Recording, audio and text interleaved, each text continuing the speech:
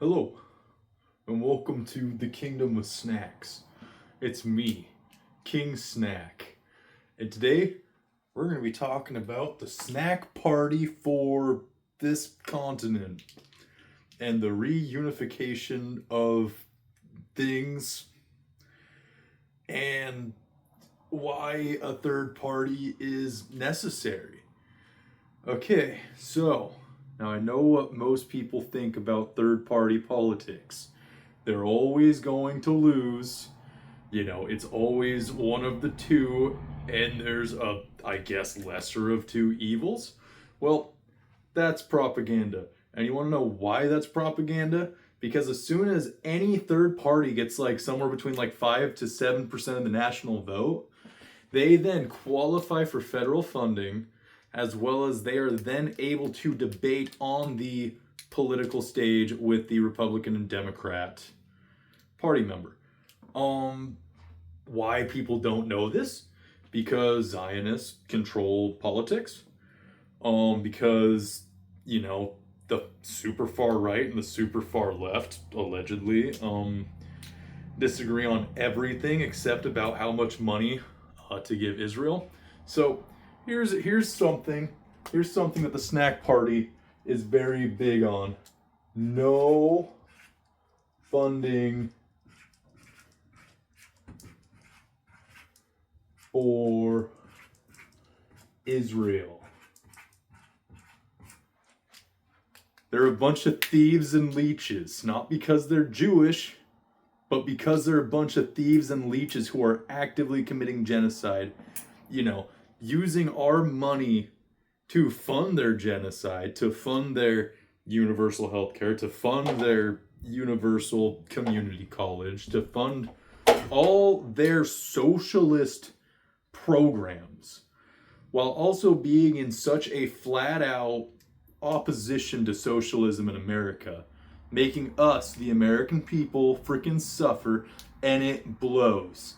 And I hate to say it, and I don't really hate to say it actually. I think we should deport all the Israelis. I'd cut off complete connection with them. They're an enemy of this kingdom of snacks, honestly. I despise these people. And it's not Jewish people. It is Israelis. I do not think they have a right to that land. If you want to get technical, there already is an autonomous Jewish ethno-state, and it's called the Jewish Autonomous Oblast, and it's right between Russia and China. They don't want to go there because it curbs their Nazi expansionism. Yeah, because what are they going to do? Go north towards Russia? Go south towards China? They'll be treated like they treat the Palestinians, and that is just karma. Personally. Honestly. Gosh. They're a wicked nation. They're a wicked nation. The most wicked nation. Everyone who's living in Israel should denounce their state. Honestly. And if you don't denounce your state, may Allah curse you for all and forever. That being said, no funding for Israel is a big one. But realistically, here's the issue with how the Zionists, and it really is the Zionists who have controlled this narrative. You can go to 1980 interviews with B.B. Milikowski, and he'll tell you outright, how big of a hold they have in America. They're lobbyists, which flat out the First Amendment right says that government isn't supposed to use any religious power or take any religious things. But when we're talking about a religious state funding our politicians and then saying that if you don't accept our funding, you're going to lose, these people are not in America's interest. They need to be exiled, taken out of this entire country and shoved somewhere where someone else can deal with them. We, the American people, are sick of it, and it's why we need a third party to stand up to the douchebag conservatives and the spineless liberals. Flat out. And, when you get really technical into it, the amount of money that Donald Trump has sent over to Israel is about the most liberal president we've ever had. Flat out.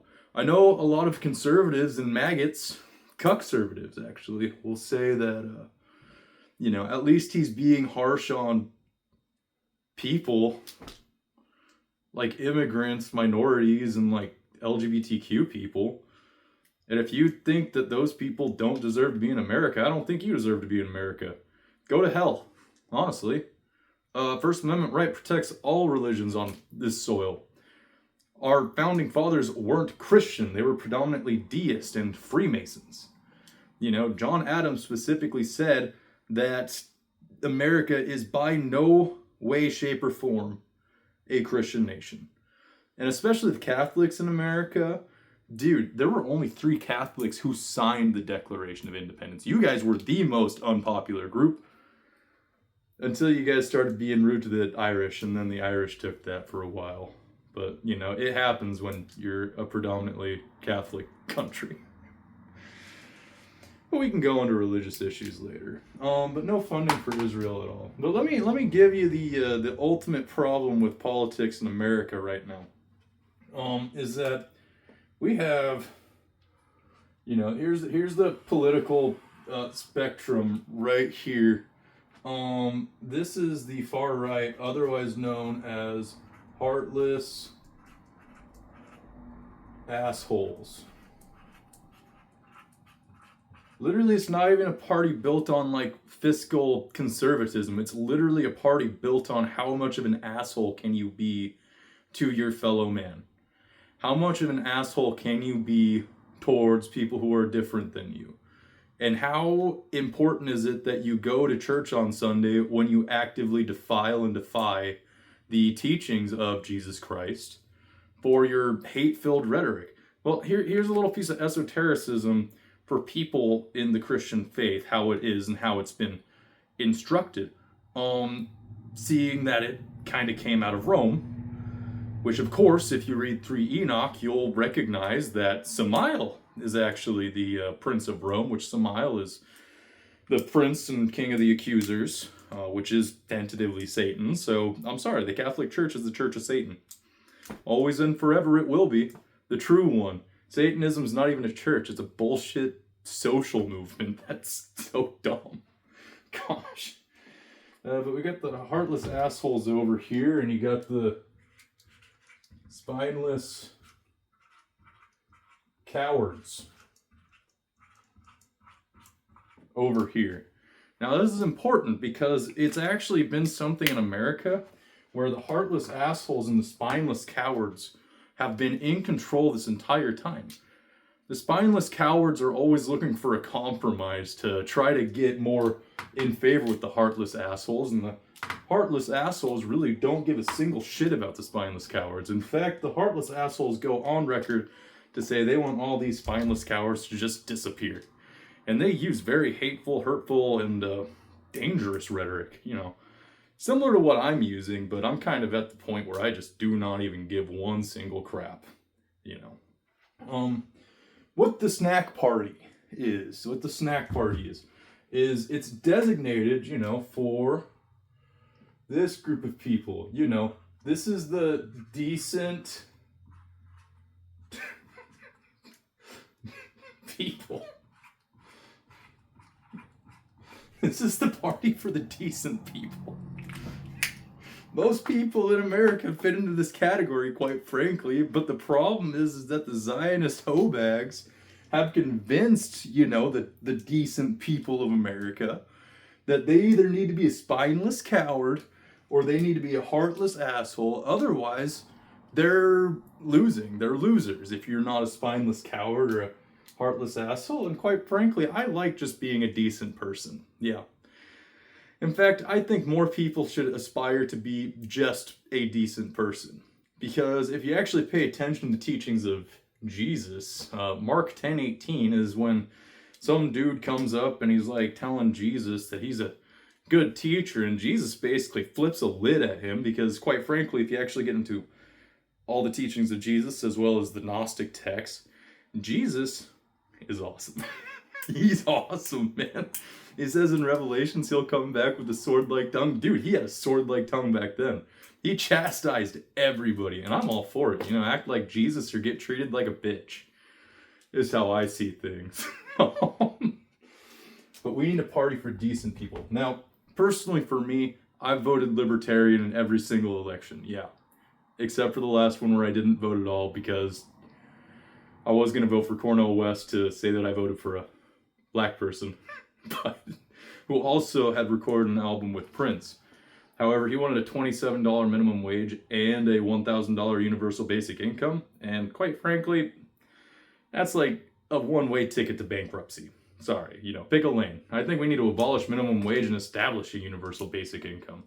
You're not worried about how much money you're making hourly if all your basic needs are taken care of. Because once again, John Adams, probably the most intelligent founding father since Ben Franklin, said that a government that provides the most for its people is the best government. So I don't know what kind of Zio propaganda that, stems from the Nazis, quite frankly, because those people are from the same area, same region. If you actually pay attention to what the Nazis were doing, they were making an enemy of all the black people as well, the gays, LGBTQ, minorities, special needs, everybody. They just, they were a hate-filled group, and that's the exact type of group that's in power in America right now, and that's why we, the American people, need to fight back.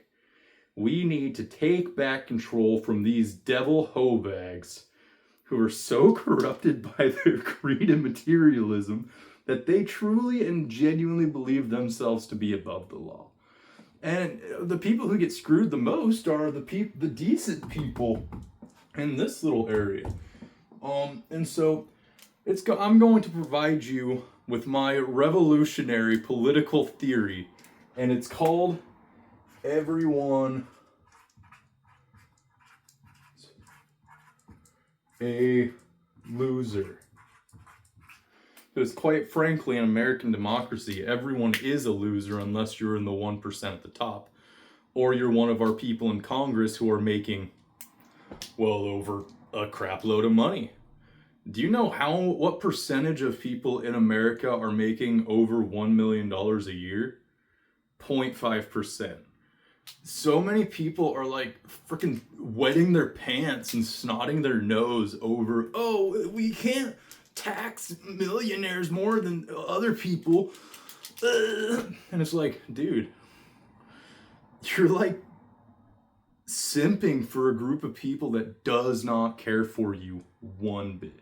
And I know there's I'm not going to say that people who have $1 million or more are inherently wicked. I've met people who are tremendously wealthy, who are decent individuals.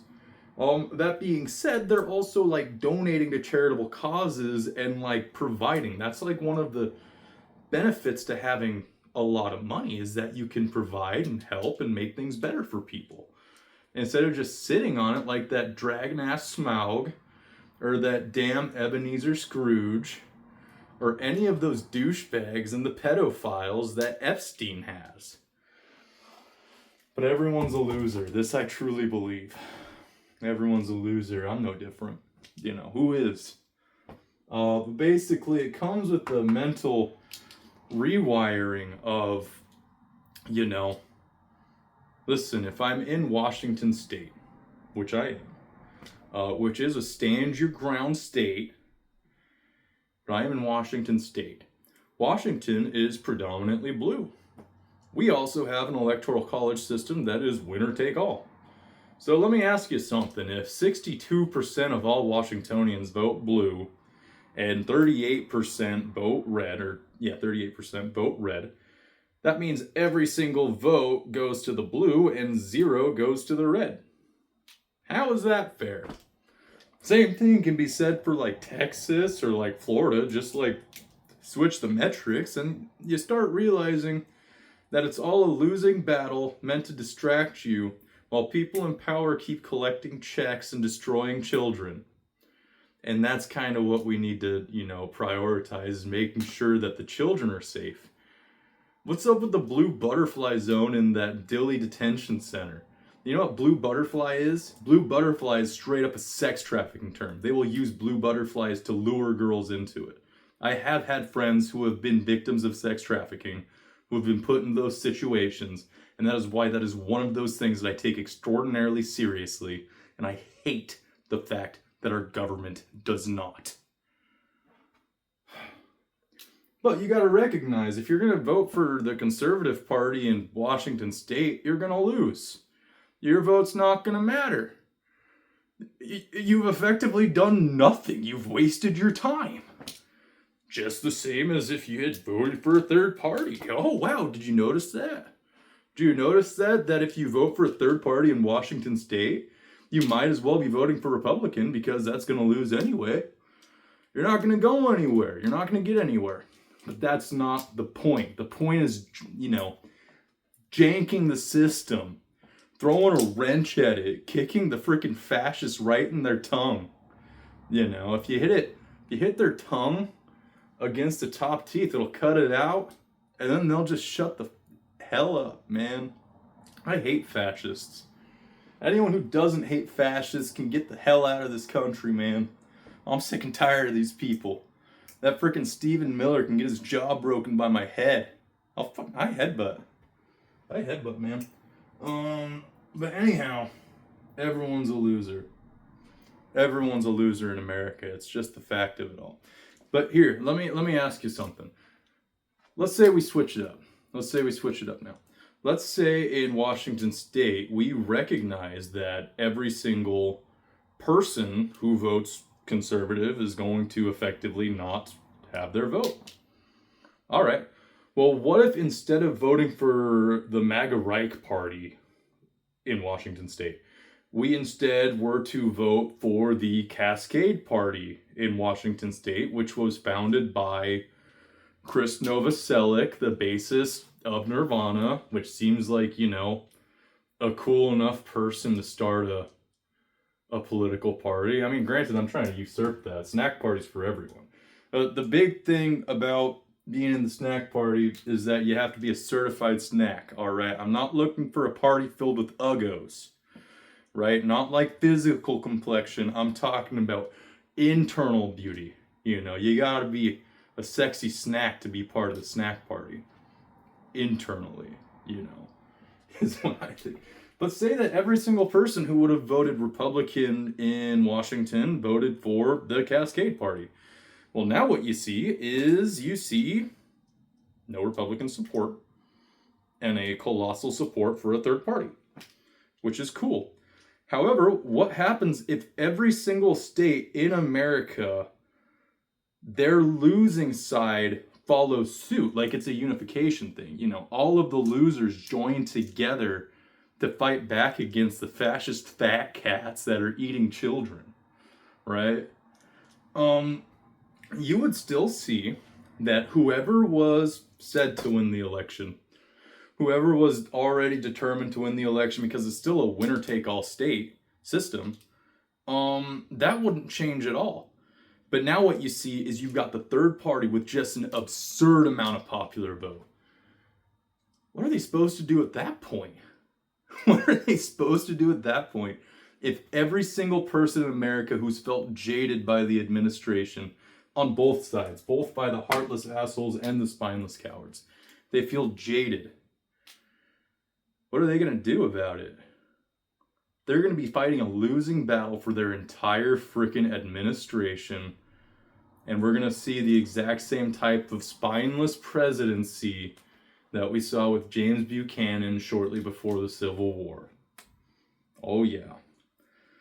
Because that's the one thing that's going on right now is I think America just generally is fed up. This is also the party of states' rights. A big part of it is redrawing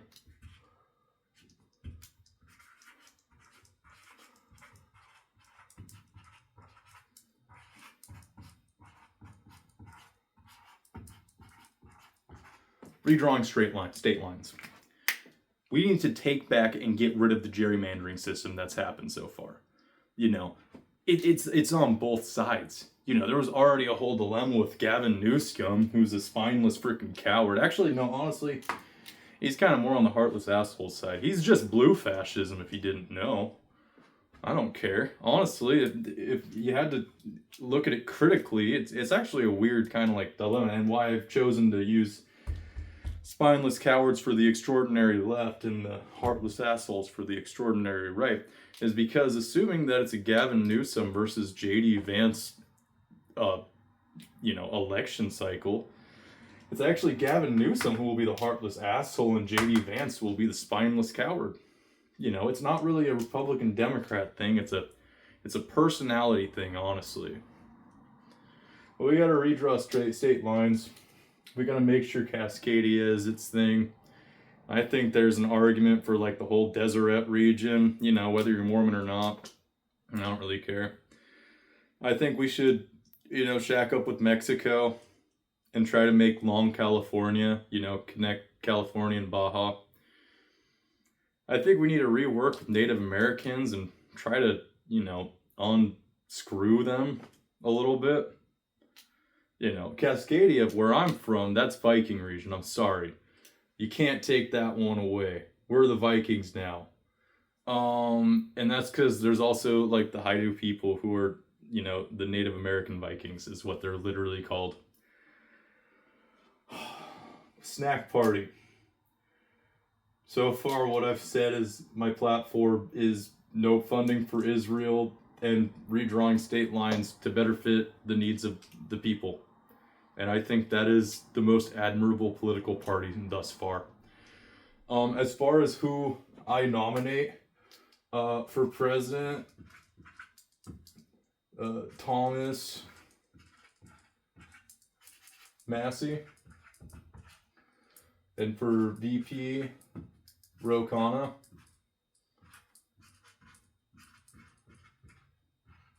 Because they are two of the only people being like decent in government right now. Flat out, due to just in general American racism, I think a ticket head by Thomas Massie would win over one done by Ro Khanna. Also because Thomas Massie's more on the libertarian front, which, you know, I'm a big fan of. But Ro Khanna is also just like, he's solid. That dude is not a spineless coward. That dude is part of the decent people party. Thomas Massie is not a heartless asshole. He's part of the decent people party. And listen, a lot of these like BS political, you know, sides like LGBTQ, that's just human rights, man. Come on, like we're supposed to take care of our own, you know, people are weird and different. That's something that's supposed to be celebrated, right? Like we can't just constantly demonize those that are different than us. And quite frankly, it's because of the toxic Christian society that we have. You know, American Christianity is not like Christianity elsewhere. It is a dangerous group, flat out. And a big part of it is because they ignored Gnosticism. They ignored, you know, the actual teachings of Christ. It's kind of become a religion that, you know, allows people to not be held accountable for their actions because, you know, Joshi died for their sins. I'm just over it all. You know, all these power structures in America need to be crushed. Churches need to be taxed. The general American people's tax rate should be much lower, and the exorbitantly wealthy people should pay exorbitantly more in taxes. Honestly, put me in complete control of everything and we'll have a fully functional society. Trust me, I'm the lumber snack. And this is the snack party. Vote snack.